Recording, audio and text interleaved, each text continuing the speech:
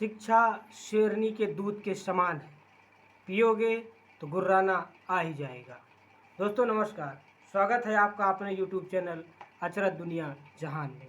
आज 14 अप्रैल 2023 को समग्र राष्ट्र ही नहीं परंतु पूरा विश्व एक ऐसे महापुरुष की जयंती मना रहा है जो अपने जीवन में सामाजिक एकता, समरसता और धर्मनिरपेक्षता के पैरोकार के रूप में जाना जाता है। इन सब के साथ साथ जातीय संघर्ष, नस्लीय भेद, ऊंच नीच का भेद, अछूतों, दरिद्रों, दलितों, शोषितों, पीड़ितों, वंचितों की लड़ाई लड़ने वाले बाबा साहब डॉक्टर भीमराव अंबेडकर का आज 132वां जन्मदिन है।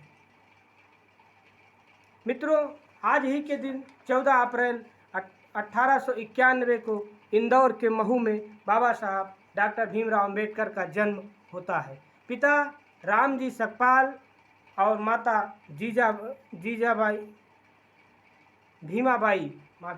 माता भीमाबाई के 14वें संतान थे।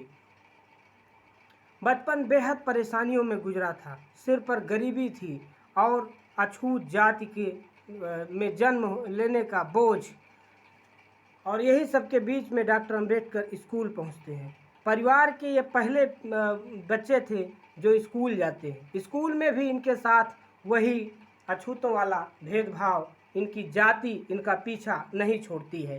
टाट पट्टी पर सबसे पीछे बैठाए जाते थे और पानी पीने के लिए इनको एक विशेष आदमी रखा गया था जो इनको पानी पिलाता था। ये किसी बर्तन को छू नहीं सकते थे। इन्हीं सब के बीच में पढ़ते हुए बाबा साहब डॉक्टर भीमराव अंबेडकर 1907 में मैट्रिक पास करते हैं। एक वाकया बताना चाहूँगा कि एक बार गर्मी के दिन में स्कूल से छुट्टी होती है और तमाम बच्चे पैदल जा रहे होते हैं। एक आदमी बैलगाड़ी लेके जा रहा था, तो उसको दया आई कि बच्चों को हम जो है अपनी बैलगाड़ी में बैठा लेते हैं। उसने सारे बच्चों को बैठा लिया, जिसमें डॉक्टर अंबेडकर भी थे। उसने बारी बारी से सबका नाम और जाति पूछना शुरू किया। जैसे ही बाबा साहब डॉक्टर भीमराव अंबेडकर ने अपनी जाति, महार जाति बताई, उसके अंदर 440 वोल्ट का करंट लग गया। वो तुरंत बैलगाड़ी रोक करके बाबा साहब डॉक्टर अंबेडकर को धक्का मार करके उतार देता है। 1907 में मैट्रिक परीक्षा पास करने के बाद वो जाते हैं इंटरमीडिएट की पढ़ाई करने के लिए। उसके बाद बम्बई के एल्फिंस्टन कॉलेज से वो बीए की डिग्री करते हैं। बीए पास करने के बाद एल्फिंस्टन कॉलेज से बीए पास करने के बाद में वो अब आगे की पढ़ाई के लिए बड़ौदा नरेश सयाजी गायकवाड़ साहब से छात्रवृत्ति प्राप्त करते हैं। 25 रुपये प्रति महीने के हिसाब से उनको वजीफा दिया जाता है और शर्त ये रखी जाती है कि आगे की पढ़ाई के बाद जब आपकी पढ़ाई पूरी हो जाएगी तो आपको बड़ौदा नरेश के यहाँ नौकरी करना पड़ेगा। डॉक्टर अंबेडकर अमेरिका चले जाते हैं और अमेरिका जाने के साथ साथ वो आगे अर्थशास्त्र में, विज्ञान में और राजनीति में अपनी डिग्री पूरी करते हैं और 1916 में कोलंबिया विश्वविद्यालय से पीएचडी और लंदन स्कूल ऑफ इकोनॉमिक्स से पीएचडी करते हैं और 1923 में डॉक्टर ऑफ साइंस की डिग्री से उनको नवाजा गया था। ये वो दौर था जब तक डॉक्टर अंबेडकर दलितों के मसीहा के रूप में शोषितों, पीड़ितों, वंचितों की आवाज़ बन चुके थे। और दौर आता है 1926 का। 1926 में बम्बई की विधान परिषद के लिए उनको मनोनीत किया जाता है और यही मनोनयन उनका संसदीय पाठशाला के रूप में परिवर्तित हो जाता है। 1927 में ही छुआछूत के खिलाफ सबसे पहली लड़ाई उनकी 1927 में छुआछूत के खिलाफ की। जो आंदोलन था वो सार्वजनिक पेय स्थल के लिए था। महार तालाब आंदोलन के नाम से जाना जाता है। 25 दिसंबर 1927 को ही उन्होंने बड़ व्यवस्था पर आधारित मनुस्मृति को जलाया था। उसके बाद सफ़र शुरू होता है। अपने महात्मा गांधी से उनकी जब मुलाकात होती है और 1932 में पूर्णा समझौता से पहले उनकी मुलाकात एक बार महात्मा गांधी से होती है। 14 अगस्त 1931 को 14 अगस्त 1931 को जब उनकी मुलाकात महात्मा गांधी से होती है तो महात्मा गांधी उनसे कहते हैं कि मैं तुम्हारे जन्म के पहले से दलितों के उत्थान के लिए कार्य करता हूँ, सोचता हूँ। इस पर बाबा साहब डॉक्टर भीमराव अंबेडकर ने कहा कि अगर आप मेरे जन्म से पहले दलितों के उत्थान के लिए काम करते हैं तो आप मुझे मेरे काम में अड़चन क्यों पैदा करते हैं।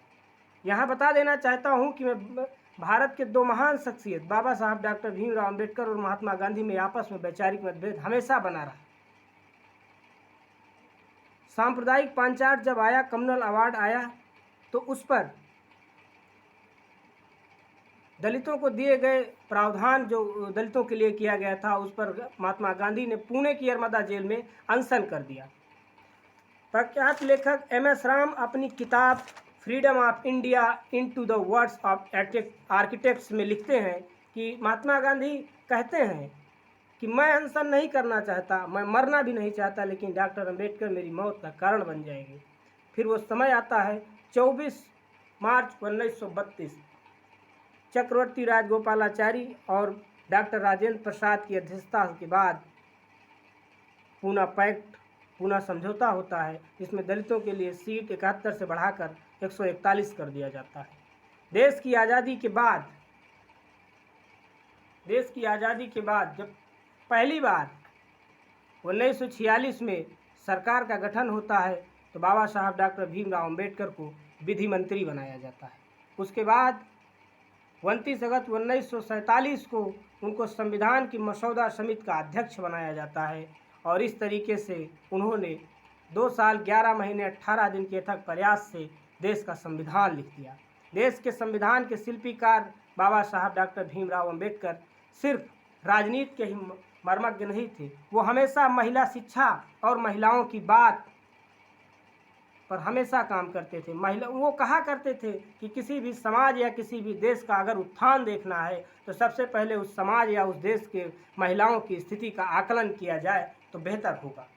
प्रख्यात लेखक जॉन गुंथेर बताते हैं, वो अपनी किताब इनसाइट ऑफ एशिया में लिखते हैं कि 1938 में राजगृह में जब मैं डॉक्टर अंबेडकर से मिला तो उनके पास उस समय 8000 किताबों का संकलन था, जो उनकी मृत्यु और उस समय उतना ज़्यादा किताबों का संकलन भारत में किसी के पास नहीं हुआ करता था।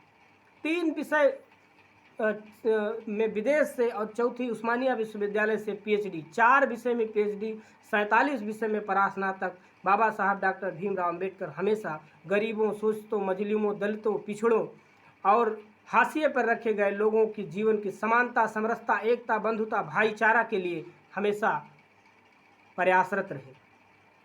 नासिक के कालाराम मंदिर का उन्होंने सत्याग्रह किया। मंदिरों में अछूतों के प्रवेश को लेकर के उन्होंने जो आंदोलन चलाया और उसके बाद 1927 में जब उन्होंने महार तालाब आंदोलन किया तो उनको ज़मीन नहीं दी जा रही थी। उस समय अल्पसंख्यकों की भी आवाज़ थे बाबा साहब डॉक्टर भीमराव अंबेडकर, और इसलिए उनको 1927 में जब महार आंदोलन में किसी ने ज़मीन नहीं दिया तो फत्ते खां नाम का एक व्यक्ति था जिसने अपनी ज़मीन दिया। उसके बावजूद भी तमाम विरोध किया गया और वहीं पर उन्होंने मनुस्मृति का जो वर्ण व्यवस्था पर एक जाति विशेष को सत्ता आसीन बनाए रखती थी, उन्होंने उसका दहन कर दिया। 26 नवंबर 1949 को जब देश के संविधान को अधिनियमित, अंगीकृत और आत्मार्पित किया गया तो संसद के सेंट्रल हॉल में खड़े होकर के बाबा साहब डॉक्टर अंबेडकर हंस रहे थे। उधर से गुजरते हुए आचार्य कृपलानी जी ने पूछा कि क्या बात है डॉक्टर अंबेडकर, आज बहुत हंस रहे हो। बाबा साहब डॉक्टर भीमराव अंबेडकर ने कहा कि आचार्य कृपलानी, अब इस देश का राजा रानी के पेट से नहीं नौकरानी की ओर से पैदा होगा। Fundamental right, directive principle of state policy, Bharat में जितने भी विदेशी स्रोत अपनाए गए उन पर गहन अध्ययन किया था बाबा साहब डॉक्टर भीमराव अंबेडकर ने। चाहे वो लिंग आधारित भेदभाव हो, जाति आधारित भेदभाव हो, क्षेत्र आधारित भेदभाव हो, इन सब का हमेशा कड़ा आलोचना किया। और यही कारण है कि फंडामेंटल राइट, मौलिक अधिकार में right to equality, right to expression, abolish of the untouchability, इन सारी चीज़ों को ला करके वो भारत को एक ऐसे लोकतंत्र की पहचान दिला गए कि जिसकी आज मिसाल दी जाती है। मैं बात उनके सहयोगी रहे शंकर दयाल, उनके सहयोगी रहे my experiment and memories of Baba Saheb की नामक किताब लिखते हैं। उनके एक और सहयोगी रहे धनंजय कीर्ति, अंबेडकर की जीवनी, अंबेडकर लाइफ एंड मिशन में लिखते हैं कि अंबेडकर ने गांधी से कहा था कि आप किसी के विचारों को नहीं बदल सकते हैं, हमारा विचार है शोषितों, पीड़ितों, वंचितों की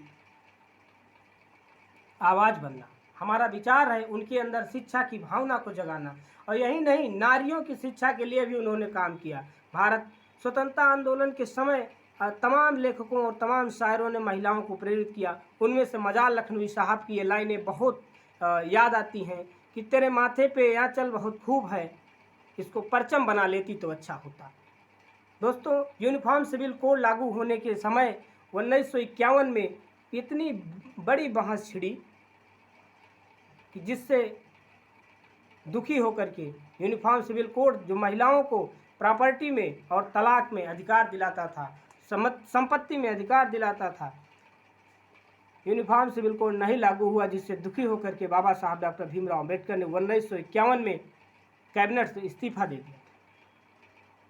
बाबा साहब डॉक्टर भीमराव अम्बेडकर के द्वारा कुछ किताबें लिखी गई जिनको मैं बताना चाहूँगा। द एनिहिलेशन ऑफ कास्ट 1936 में उन्होंने किताब लिखी। हु वेयर द शूद्रा 1946 में किताब लिखी। पाकिस्तान और द पार्टीशन ऑफ इंडिया, ये किताब बाबा साहब ने लिखा। द बुद्धाज एंड हिज धम्मा, ये भी बाबा साहब डॉक्टर भीमराव अम्बेडकर ने लिखा। फिलासफी ऑफ हिंदुज़म, ये भी बाबा साहब डॉक्टर भीमराव अम्बेडकर ने लिखा। मूल नायक, बाबा साहब की ये बहुत अच्छी किताब है। Bahishkrit Bharat, caste in India, their mechanism, genesis and development, ये किताब बाबा साहब डॉक्टर भीमराव अम्बेडकर लिखते हैं।